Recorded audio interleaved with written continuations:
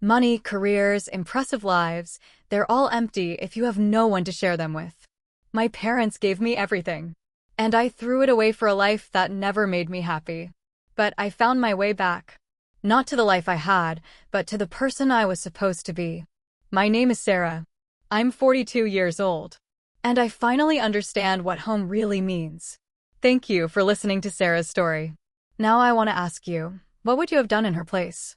How do you balance your own life with staying close to your parents? Please share your thoughts in the comments and tell me which city you're watching from. If this story touched your heart, please like and subscribe for more emotional stories. Until next time, cherish the people who love you. With heartfelt greetings. I went downstairs. My mother was in the kitchen making tea. Mom, I said, holding up the letter. Did you know about this? She nodded. He wrote it 6 months ago. He was going to mail it. But he said he didn't want to burden you. Burden me. The man who gave me everything thought he would be a burden. I walked over and wrapped my arms around her. I'm so sorry, Mom. For everything. For not being here. For choosing everything else over you and Dad. I'm sorry. She held me tight. I know, sweetheart. I know. We stood there in that kitchen, holding each other. Two people who'd lost the same man. Who'd both loved him. Who both wished they'd had more time. What do I do now? I whispered. She pulled back and looked at me. Really looked at me. You live, she said. You live your life. But you don't forget where you came from. You don't forget the people who love you. Those words stayed with me. I made a decision that day. I told James the first needed time. Time to figure out who I really was. What I really wanted. He didn't understand. We separated 3 months later. Divorced 6 months after that. I quit my job in the city. I moved back to Millbrook. Back to the small town I'd once been ashamed of. I got a small apartment near my mother. I found work at a local business. I started rebuilding my life. But this time, I built it the right way. I had dinner with my mother every Sunday. I visited my father's grave every week. I reconnected with Daniel. I couldn't change the past. I couldn't bring my father back. I couldn't undo the years I'd wasted. But I could be here now. For my mother. For myself. I learned something through all of this. Something I wish I'd known sooner. Success doesn't mean anything if you lose the people you love along the way. And my last words to him were a lie. I wasn't in the middle of something. I was watching TV with James. I just didn't want to talk. Standing at his funeral, I would have given anything to have that moment back. To have told him I had time. To have asked about his day. To have just listened. But I couldn't. He was gone. And I had to live with that. After the funeral, I stayed with my mother. James called every day asking when I was coming back. But I couldn't leave. Not yet. My mother needed me. And honestly, I needed her too. We spent our days quietly. I cooked meals she barely touched. I cleaned the house. I sat with her while she stared out the window at nothing. One afternoon, she asked me to go through my father's things. I can't do it, she said. Not yet. So I did. In his closet, I found a box on the top shelf. Inside were letters, cards, photos. Things he'd saved over the years. And then I found it. A letter. Addressed to me. In his handwriting. My hands shook as I opened it.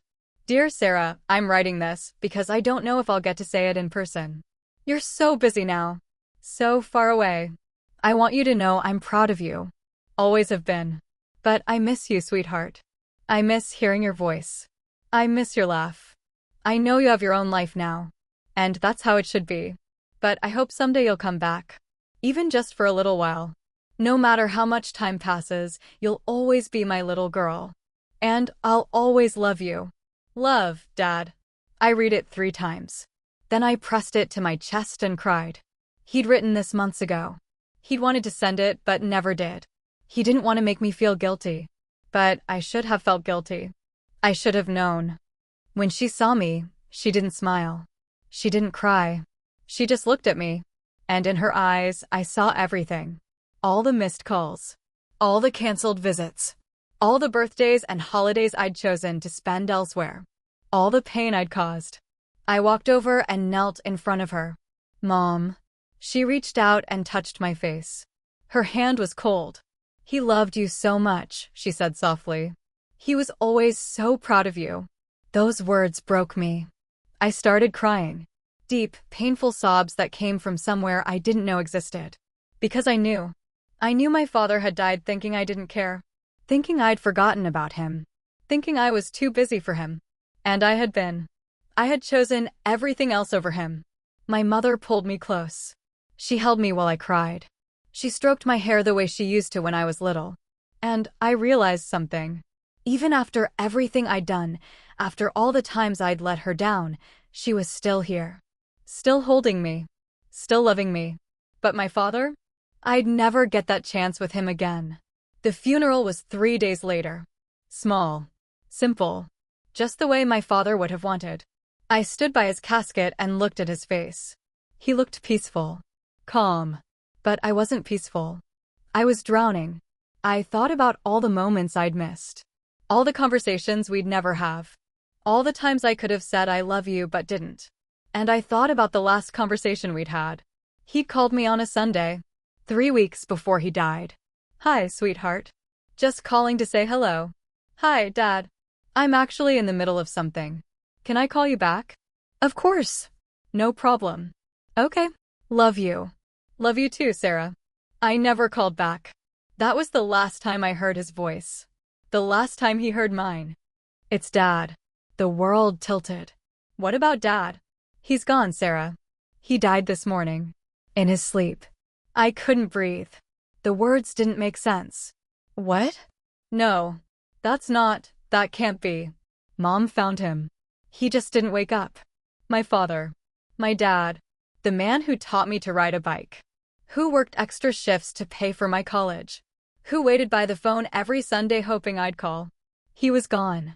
And I hadn't seen him in 8 months. Sarah, are you there? I couldn't speak. My throat was closed. My chest was tight. You need to come home, Daniel said. Mom needs you. Please. I'm coming, I whispered. I'm coming right now.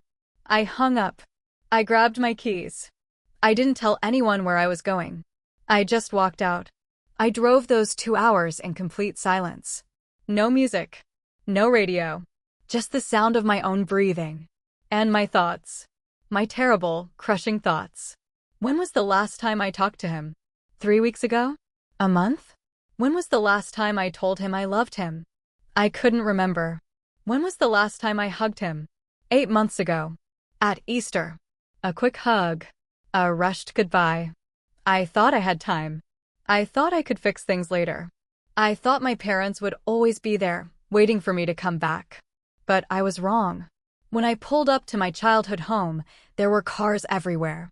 Neighbors. Family friends. Relatives I hadn't seen in years. I walked through the front door. The house was full of people.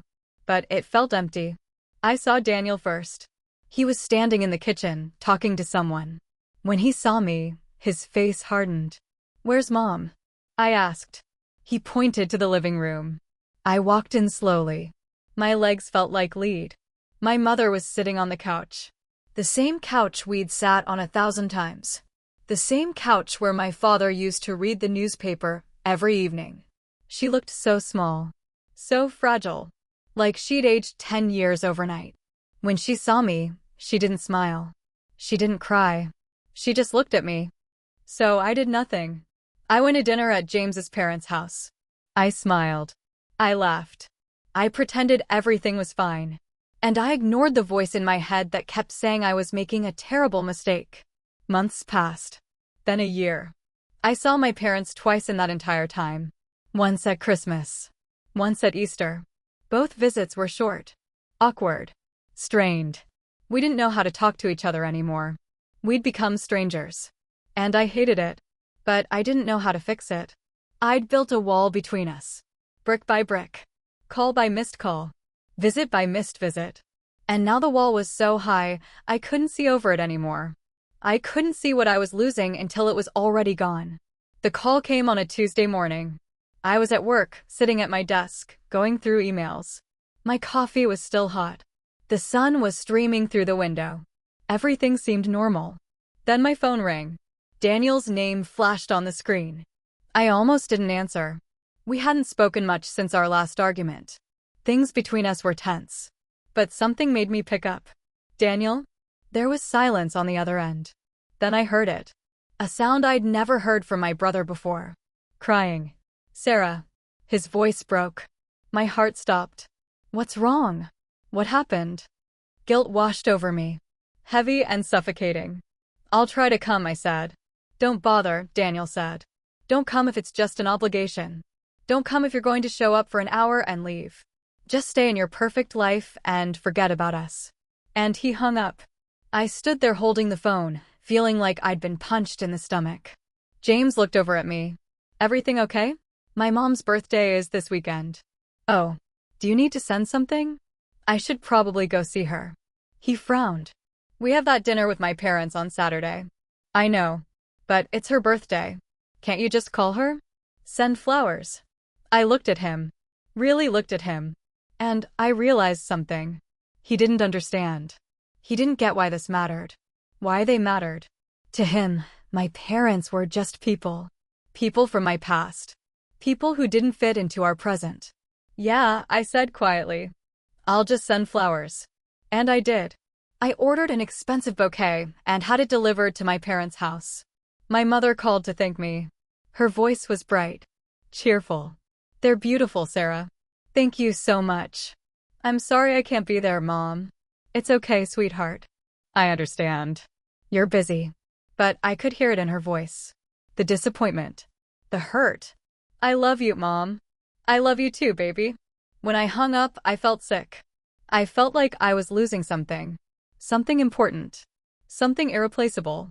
But I didn't know how to get it back. I didn't know how to bridge the distance I'd created. The little comments. The suggestions. The expectations. Sarah, have you thought about redecorating the living room? It's a bit plain. You know, when I was your age, I was already thinking about having children. James mentioned you're working late a lot.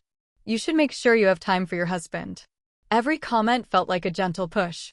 Like she was molding me into someone else. Someone who fit her vision of what a daughter-in-law should be. And James? He never defended me. He just nodded along. Mom has a point, Sarah. Maybe we should think about starting a family soon. She's just trying to help. Don't take it personally. But it felt personal. I started to feel like I was disappearing. Like I was becoming someone I didn't recognize. I dressed the way Linda suggested. I decorated our apartment the way she liked. I smiled and nodded and agreed. And the more I tried to fit into their world, the further I drifted from my own. One evening, Daniel called me. It was late. Almost 10 o'clock. I was getting ready for bed. Sarah, he said. His voice was tight. Angry. Hey, Daniel. What's up? Mom's birthday is this weekend. I froze. I'd completely forgotten. Oh, right. Are you coming? I looked at James. He was watching TV, not paying attention. I don't think I can, I said quietly. We have plans. Plans, Daniel repeated. You always have plans, Sarah. I'm sorry. I'll call her. I'll send a gift. She doesn't want a gift. She wants to see you. She wants her daughter. Daniel, it's not that simple. Yes, it is. You just don't want to come. You're too busy with your new life, your fancy apartment, your perfect husband. That's not fair. You know what's not fair? His voice cracked. Mom crying because you haven't visited in over a year. Dad pretending he's fine when he's not. Me having to watch them wait by the phone every Sunday, hoping you'll call. After the wedding, James and I moved into a beautiful apartment in the city. It was everything I thought I wanted. Modern furniture. Granite countertops. Floor-to-ceiling windows with a view of downtown. We were starting our life together. Our real life. James got a job at his father's construction company. I found work at a marketing firm downtown. We had good jobs. Good money. A good life. At least, that's what I told myself. My parents were 2 hours away. In that small town I'd left behind. At first, I still called them. Maybe once a week. My mother would answer on the second ring. Like she'd been waiting by the phone. Hi, sweetheart. How are you? How's married life? It's good, Mom. We're settling in. That's wonderful. When are you coming to visit? Soon. We're just really busy right now. Of course. I understand. Your father says hello. He misses you. I miss you too, Mom. But I didn't miss them enough to visit. There was always something. Work deadlines. Plans with James's family. Errands to run. Excuses to make. And slowly, the calls became less frequent. Once a week became once every 2 weeks. Then once a month. My mother stopped asking when I was coming to visit. She just said she hoped I was doing well. That she loved me. That she was thinking of me.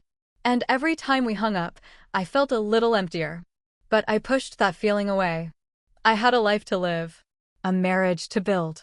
A career to focus on. Meanwhile, Linda was always around. She called me 3 times a week. She invited us over for dinner every Sunday. She took me shopping, to lunch, to charity events. At first, I thought she was just being kind. Just being welcoming. But then I started to notice things. Because I was ashamed. Ashamed of where I came from. Ashamed that they didn't fit into this new world I was trying so hard to be part of. The wedding day came. It was beautiful. Everything Linda had planned. My mother helped me get ready that morning. She zipped up my dress. She fixed my hair. She told me I looked beautiful. I'm so proud of you, she said. But when I looked at her in the mirror, I saw sadness in her eyes. Mom, are you okay? I asked. She smiled. Of course, sweetheart. This is your day. I'm just emotional. But it wasn't just emotion. It was something deeper. Something I didn't want to acknowledge. During the reception, I watched my parents sit at a table with people they didn't know. My father in his old suit. My mother in the dress Linda had picked out for her. They looked out of place. Uncomfortable. Daniel came up to me during the dancing. You know they saved for 2 years to help with this wedding, he said. And you let James's parents take over everything. They wanted to help, I said defensively. No, Sarah. You let them help because you were embarrassed of Mom and Dad. That's not true, I said. But we both knew it was. He walked away. And I stood there in my expensive wedding dress, surrounded by people I barely knew, feeling more alone than ever. That night, after the wedding, my parents hugged me goodbye. We love you so much, my mother said. I love you too, I said. But as I watched them drive away in their old car, I felt something twist in my chest. Guilt. Shame. Sadness. I pushed it down. I told myself everything was fine. That this was just how life worked. That I was moving forward, building my own family. But deep down, I knew I was leaving something precious behind. And I knew I might never get it back. I started talking differently. Using bigger words. Avoiding topics about my hometown. When my friends from high school called, I found excuses not to talk for long. When my parents called, I kept the conversation short. How's school, sweetheart? My mother would ask. Good, Mom. Really busy. Are you eating enough? Yes, Mom. When are you coming home? I'm not sure. I'll let you know. I could hear the disappointment in her voice. But I pushed it away. I was building a new life. And my old life didn't fit into it anymore. James proposed to me 2 months after we graduated. We were at an expensive restaurant downtown. He got down on one knee. The whole restaurant clapped. I said yes without hesitation. I called my parents that night to tell them. We're so happy for you, Sarah, my mother said. I could hear her crying. When do we get to meet him? Soon, I said. I promise. But I was scared. Scared of what James would think of my parents. Of our small house. Of our simple life. So I kept putting it off. Linda took over the wedding planning immediately. She said it was her gift to us. She wanted everything to be perfect. And by perfect, she meant big. Expensive. Impressive. 200 guests. A 5-tier cake. A live band. An open bar. My parents offered to help pay for whatever they could. We have some savings, my father said. We want to contribute. But Linda waved them off. Don't worry about it. We've got it covered. My parents were pushed to the side. They weren't asked for their input. They weren't included in the decisions. They were just guests at their own daughter's wedding. I saw the hurt in my mother's eyes when Linda told her what dress she should wear. I saw my father sit quietly in the corner during the rehearsal dinner, not knowing anyone, not fitting in. But I didn't say anything. I didn't defend them. I didn't include them. Linda answered the door. She was elegant. Perfect hair, Perfect makeup, perfect smile. You must be Sarah, she said. James has told us so much about you. Come in, come in. The house smelled like expensive candles and fresh flowers. Everything was pristine. Not a single thing out of place. We had dinner in their formal dining room. Crystal glasses, china plates, cloth napkins. Richard asked me about my studies, about my plans after graduation, about my family. My father works at the post office, I said. My mother is a teacher. How nice, Linda said. But her smile didn't quite reach her eyes. I noticed the way they looked at each other. A quick glance.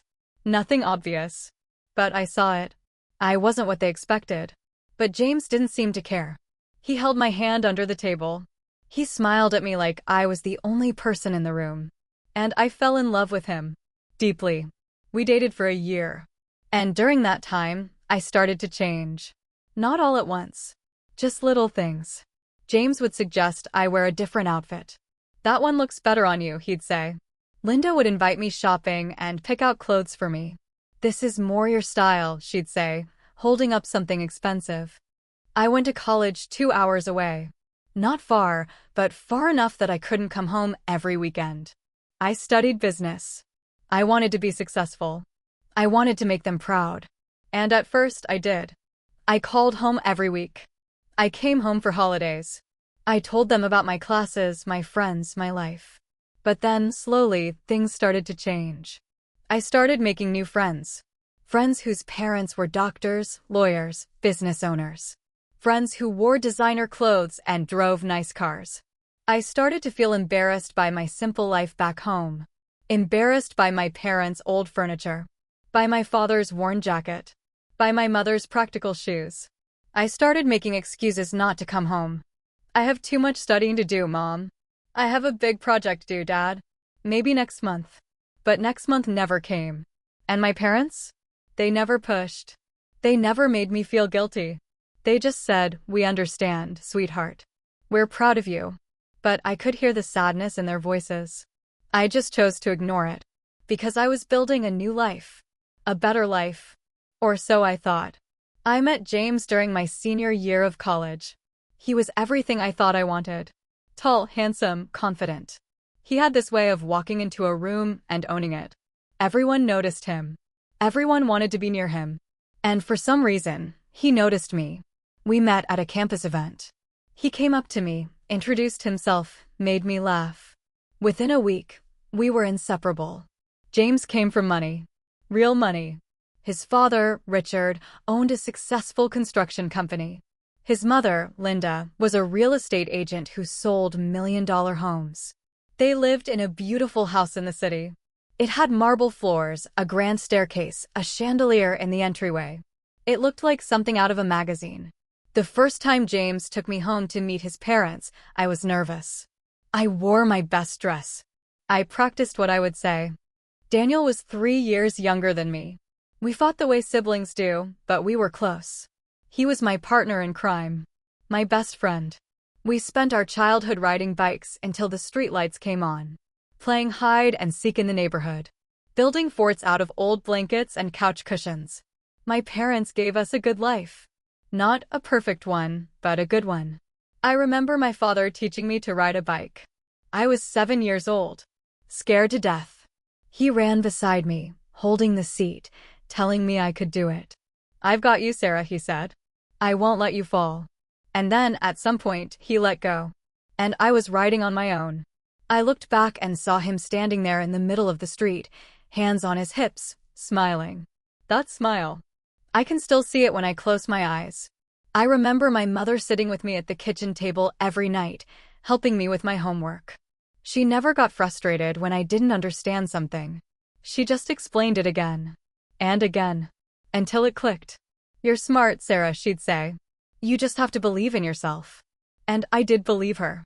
I believed I could do anything. When I was 17, I graduated high school with honors. I was the first person in my family to go to college. My parents were so proud. They cried at my graduation. They hugged me so tight I could barely breathe. "We always knew you were special," my mother said. And my father? He just nodded. But I saw the tears in his eyes. They saved every penny they could to help me pay for college. My father took on extra shifts at the post office. My mother tutored kids after school for extra money. They never told me how hard it was. They never made me feel guilty. They just did it. Quietly. Lovingly. Let me take you back to the beginning. Back to when everything was simple. I grew up in a small town called Millbrook. The kind of place where everyone knows your name. Where neighbors bring casseroles when someone is sick. Where the whole town shows up for high school football games. It was quiet. Safe. Predictable. My parents were ordinary people living ordinary lives. And I loved them for it back then. My father, Thomas, worked at the local post office. He wore the same blue uniform every day for 37 years. He left the house at 7 in the morning. He came home at 5:30 in the evening. He never complained. Never asked for more than what he had. He was a man of few words. But when he spoke, you listened. Because everything he said had weight. Had meaning. My mother, Ellen, was a second-grade teacher. She spent her days helping children learn to read and write. She had endless patience. Endless kindness. She believed that every child could succeed if someone just believed in them first. She smelled like vanilla and lavender. She hummed while she cooked. She always had a Band-Aid in her purse, just in case. We weren't rich. We didn't take fancy vacations or drive new cars. But we had everything we needed. We had a small house at the end of Maple Street. 3 bedrooms. 1 bathroom. A kitchen that was always warm. A living room with a couch that sagged in the middle because we'd all sat in the same spot for years. There was a big oak tree in the backyard. My brother Daniel and I used to climb it every summer. We'd sit up there for hours, talking about nothing and everything. How I let pride and shame build a wall between me and the 2 people who would have done anything for me. And how I finally understood what I had done when it was too late to say I'm sorry. This is a story about regret. About family. About the choices we make that we can never take back. But it's also a story about understanding. About learning what really matters. About finding your way back home, even when home has changed forever. If you've ever felt distant from the people who raised you, if you've ever put other things before family, if you've ever thought you had all the time in the world to make things right, this story is for you. Because sometimes, we don't realize what we've lost until it's gone.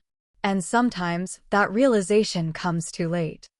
I still remember the sound of the phone ringing that morning. It wasn't loud. It wasn't unusual. But somehow I knew. I knew before I even picked it up that something had changed forever. My father had passed away in his sleep. Peacefully, they said.